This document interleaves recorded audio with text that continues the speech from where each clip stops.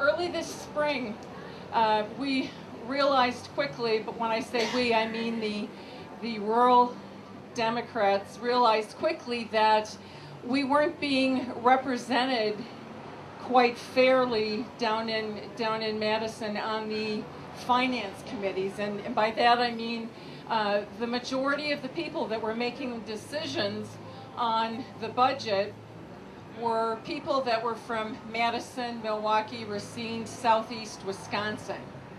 And the majority were still Democrats, and their hearts were in the right place. So we decided, Senator Vinehout and I decided to form a rural caucus. And we did that, and we had 12 people from western Wisconsin and northern Wisconsin. And we had a huge impact on the budget. We got together, and the big boys realized that they had to deal with we Wisconsinites from the northern part of the state, that there is life north of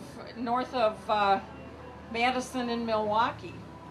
And so by getting together as a rural caucus and letting them know that if you cut shared revenue, if you take away our school aid, if you take away our road aid, we aren't going to be able to function. If you take away our aid for our nursing homes, for criminal justice through the Department of Justice, it doesn't affect the southern part of the state like it affects us up here, because we don't have the resources like the people in the southern part of the state have. And so we were able to convince people that we count, you have to listen to us. We were able to change things like funding for the Department of Justice, closing Department of Motor Vehicle stations. Some of our people would have to drive 100 miles if we closed all of those stations, as opposed to down Madison, Milwaukee. They have 2, 3 within a 10-mile radius. Clean Sweep program, where our farmers can bring in their toxic chemicals once a year. Richer communities can afford to keep that kind of program going. We can't. So we were able to keep that funded. Technical schools. We absolutely had to keep funding going for our technical schools. With these economic times, we all know that people are losing their jobs at an alarming rate. So we were able to keep that funding going for tech schools. In fact, we raised funding for tech schools. Raise your hand if you know somebody that's lost their job. Yeah, it's phenomenal. And without retraining, we're going to even be in worse trouble than we're in now. So we were very happy about that. Sparsity aid for rural schools greatly impacts Siren, Webster, Clear Lake, Clayton, schools here in our district. So we were able to fully fund the sparsity aid program without hurting other schools. Now, we've got some real problems with the school funding system, don't get me wrong. We need to completely reformulate that, bring in a new system. I'm working very hard with a group from around the state to redo the school funding formula. It just does no good for those of us up here. It helps, the money goes to Milwaukee, Madison, Kenosha, Racine, not to our schools up here that have declining enrollment and rising property values. So that just doesn't work. And so we're working very hard on getting that done. Now, you hear a lot about how we're tax and spend, tax and spend, tax and spend. That's what the Democrats do.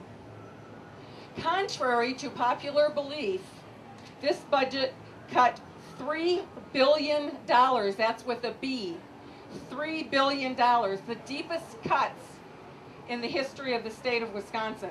That includes $718 million in spending from state tax dollars in various areas. Now, when the Republicans were in the majority over the last 14 years, state tax has gone up 74%. State spending has gone, I should say state spending, has gone up 74%. In our cuts, we have 6.1% across the board in our agencies. 6.1%. Now, those of you who work in county agencies or healthcare agencies, you know what that means. That's a deep, deep, deep cut. Unfortunately, we had to do it. Shared sacrifice. Legislators are freezing their wages until 2011. State employees are taking 16-day furloughs without pay. The legislators, we all decided that we also are going to take 16 days without pay. We're also taking a cut. So we're making deep cuts, $3 billion, $3 billion. I want to thank Congressman Obey for stimulus money. He never forgets northwestern Wisconsin. He never forgets his district. The money that we have gotten from federal stimulus money has gone for road repair, to train our workers who have lost their jobs, and to help fix our school funding formula. Now, it's been dispersed. This money has been dispersed throughout state agencies and state departments. So it goes into our state total. So you're hearing that this budget spent more money than ever. That's false. Those figures are high because they're counting the stimulus money that's not going to be there next time.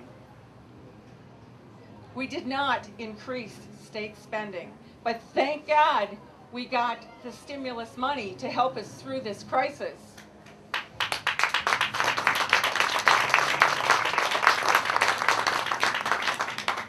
Through this budget, we had no income tax increases for 99% of the people, 99%. Only if you make over $300,000 a year, and that sure ain't me, and I'm sure it's not the majority of people here, only then will you see an increase in your income tax. No general sales tax, no payroll tax, holds the line on property taxes, eliminated the oil tax that could very well have meant increases at the pump, which we don't need. Now, we have to remember that even though this is not an election year, the Republicans are very busy, aren't you? Very busy at taking back the majority, both at a federal level and at a county level and a state level. And they're very organized.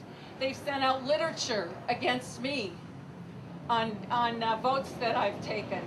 They've sent them out throughout the district. That costs a lot of money. You guys have a lot of money. We don't. We don't. They're spending a lot of money against us. They want these seats back. We have to stick together.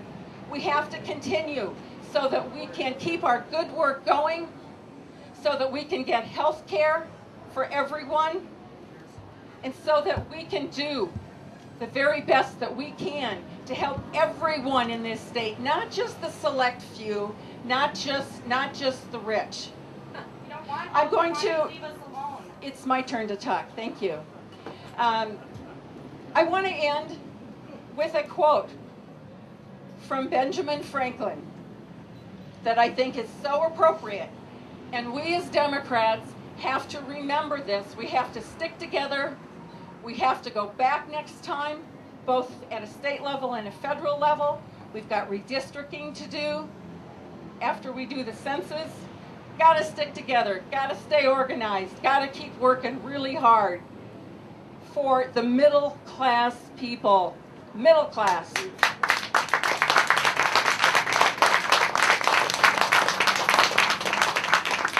Those less fortunate than we are. To quote Benjamin Franklin, as he was signing the Declaration of Independence, "We must indeed all hang together, or most assuredly we shall hang separately." Thank you.